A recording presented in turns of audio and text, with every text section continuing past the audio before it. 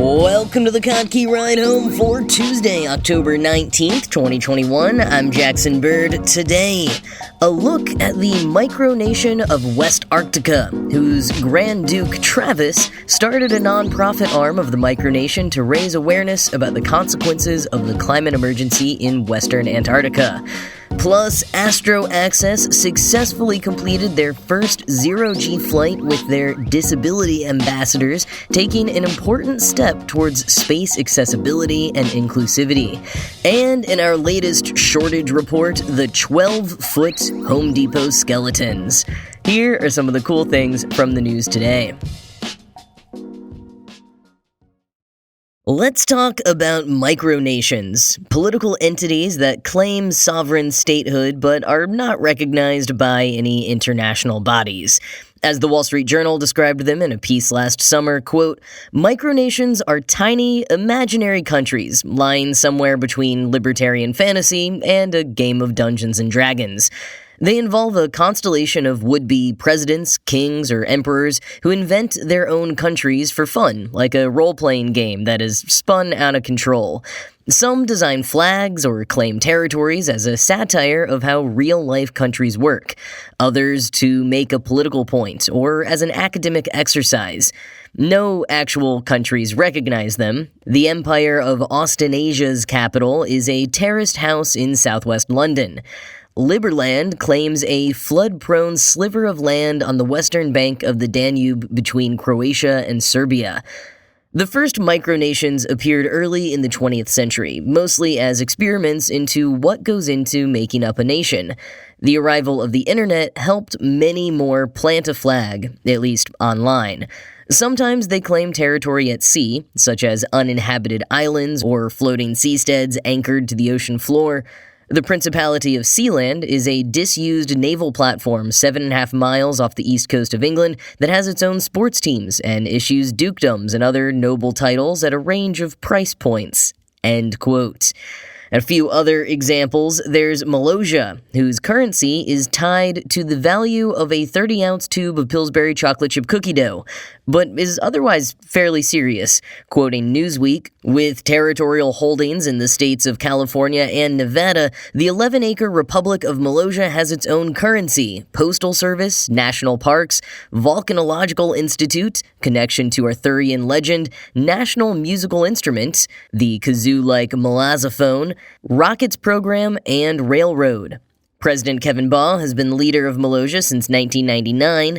While embodying a light spirit and a certain brand of political satire, Malaysia nurtures a surprisingly robust civic life and emulates, in miniature, many of the functions of the modern state, with outreach via an online radio show, newsletter, and state visits with fellow micronations. End quote. There's also the ambulatory Free States of Obsidia, which is a matriarchal anti-state focused on feminist and LGBTQ-grounded alternatives to capitalism, and whose landmass consists of 2 hunks of a volcanic rock, small enough to be transported inside a briefcase, as it often is, hence the ambulatory part of the name. Similarly creative with their territory, the space nation of Asgardia has claimed sovereignty over a satellite the size of a bread tin that it had launched into orbit. The Russian businessman who founded the space nation of Asgardia is planning to soon issue their own cryptocurrency. And there's one of the oldest micronations, Elor, located on the Danish island Zealand and founded in 1944 by a group of teachers. It has a population of 275 royal leaders and its own time zone, which is 12 minutes behind Copenhagen's. But I want to talk today about Westarctica. With a sovereign territory located on a 620,000 square mile slice of Western Antarctica, this micronation has the distinct privilege of being located on what is commonly considered the largest unclaimed territory on Earth. Officially, to non-West Arcticans, it's known as Marie Byrd Land, after the wife of Admiral Byrd. Afar recently ran a profile on the micronation and its transformation from eccentric micronation to impactful nonprofit. Founded in 2001 by His Royal Highness Travis I, Grand Duke, Westarctica is a bit more old school in its attempt to claim an actual physical territory, as opposed to micronations like the ambulatory free states of Obsidia and the space nation of Asgardia, who are more reflective of the post-internet trend in which founders get a lot more creative with the word territory. Though Grand Duke Travis McHenry hasn't actually ever been to Westarctica, let alone does he live there. So after discovering that there was a sector between 90 degrees west and 150 degrees west in Antarctica with no formal claims on it when he was casually reading the CIA World Factbook during a stint as an intelligence specialist in the Navy, now Grand Duke McHenry drafted some letters to the nations with territorial claims in other parts of Antarctica, as well as to the State Department's Office of Oceans and Polar Affairs, declaring himself Consul General. No one ever answered any of his letters. But he pushed ahead nonetheless.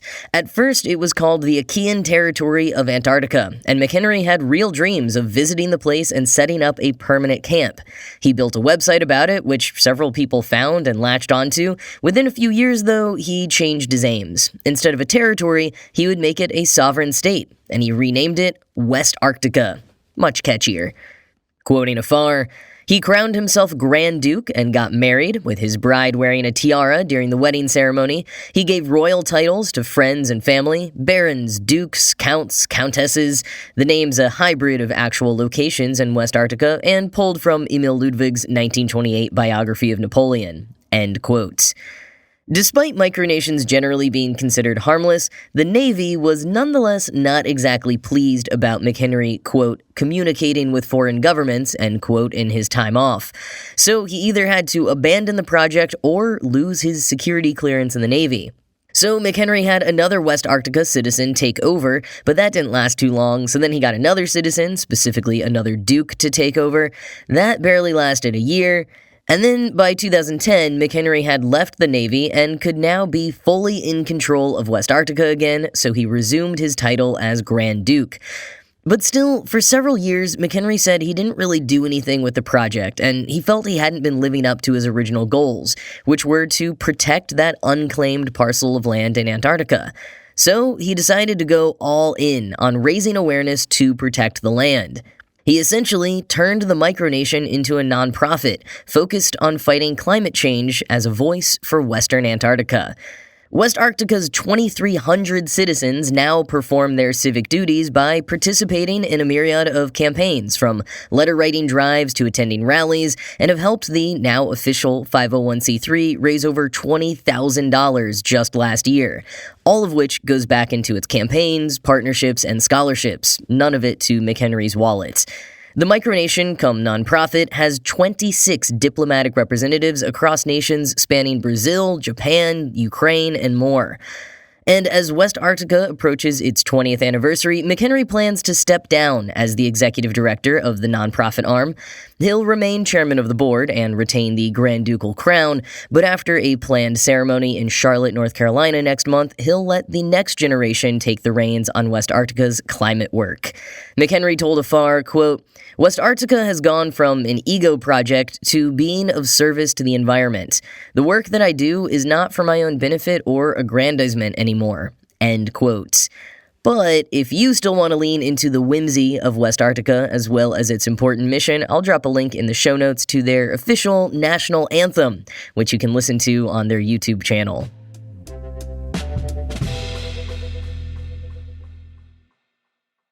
So earlier this year, I mentioned that the European Space Agency put out a call for people with disabilities to apply to become astronauts, a great step forward in making spaceflight more accessible to all types of people. Meanwhile, here in the States, Haley Arsenault became the first person with the prosthesis to travel in space when she joined the Inspiration 4 mission from SpaceX last month. But we still have quite a ways to go before people with disabilities become full-fledged astronauts or even regular space travelers.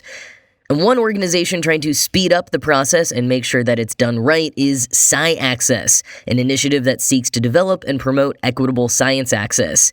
And their Mission AstroAccess division is specifically working to advance disability inclusion in space. And on Sunday, they took a big step forward when 12 of their disability ambassadors successfully completed a weightless parabolic flight at 32,000 feet.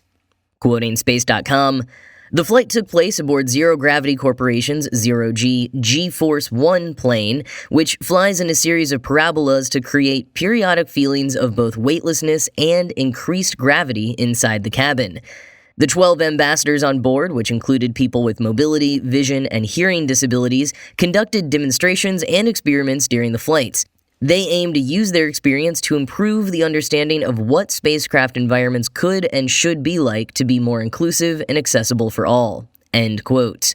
The group included students, veterans, athletes, and artists. One of them, Mary Cooper, an aerospace engineering and computer science student at Stanford University, told Space.com, quote, "I really wanted to demonstrate that I'm able to maneuver and take care of my disability in the same way that I do on Earth, so that I'd be able to do that in the zero-gravity environment.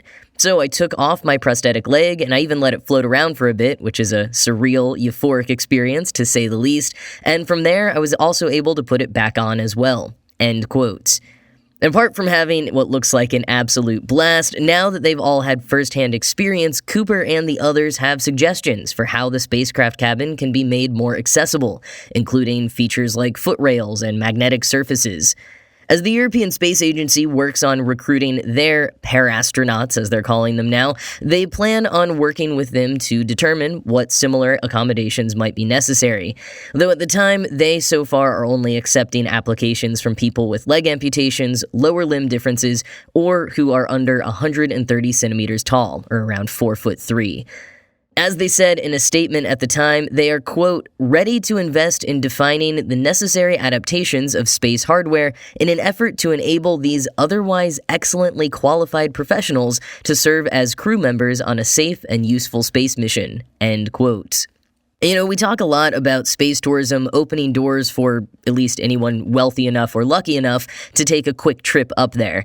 But opening doors for people to train as fully qualified astronauts is even cooler, in my opinion, because the ESA got it right when they said, otherwise excellently qualified. Like, all that's missing is a little research and a few accommodations on their end. So I'm glad to see all this in motion and looking forward to see what else comes out of AstroAccess.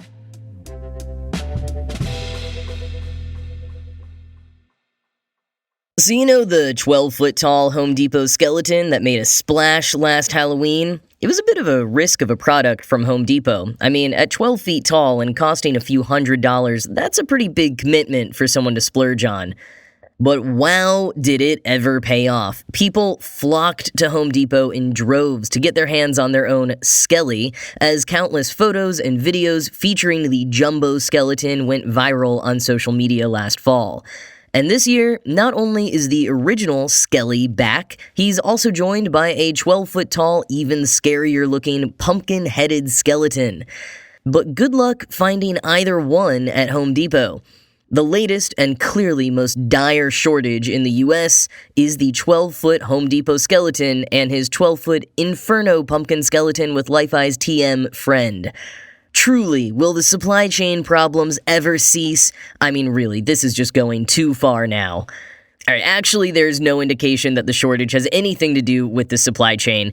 It's all to do with the absolute fervor the Skelebros have inspired. They're basically never in stock online, and intrepid fans tip each other off about in-store inventory so quickly that you can almost never find one on the shelf, unless you join 22,000 other people in the 12-Foot Skeleton Halloween Club Facebook group, where a recent Code Orange alert about skeletons being restocked resulted in them being sold out again just 16 minutes later. But even then, you might never get the real deal. Because the pure and innocent spookiness of old Skelly just couldn't last in our cynical world. Not only are people buying up extras of the skeleton to hawk on eBay for as much as $2,500, 8 times more than its price at Home Depot, making it even tougher for people to just buy one in the store, But some of the skeletons they're selling are not the actual 12-foot Home Depot skeletons, and sometimes they're just ghosting customers altogether. Input Mag spoke to a few of these unlucky skeleton fans. Nettie Landry from Ohio tried buying 2 of them from an ad on her Facebook feed, only to receive a delivery confirmation claiming they'd arrived at her house even though they were nowhere to be found. She's tried following up, but has yet to get a refund. And over in North Carolina, couple Lisa and Chip Morehouse Saab did manage to get the original skelly at Home Depot, but then Chip saw a Facebook ad for the new Pumpkinhead one for just $40, so he gleefully ordered it. When it arrived, it was a tiny 12-inch tall orange plastic skeleton. Not at all what they wanted, and definitely not worth $40, though I guess it's better than them paying $400 or $2,000.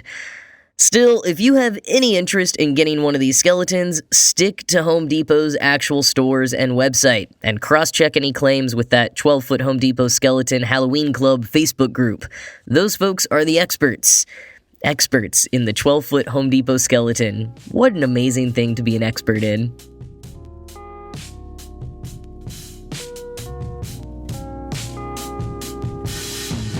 Alright, well that is it from me for today, but as always, this show was produced by Ride Home Media and Kottke.org. I am Jackson Bird, and I will talk to you again tomorrow.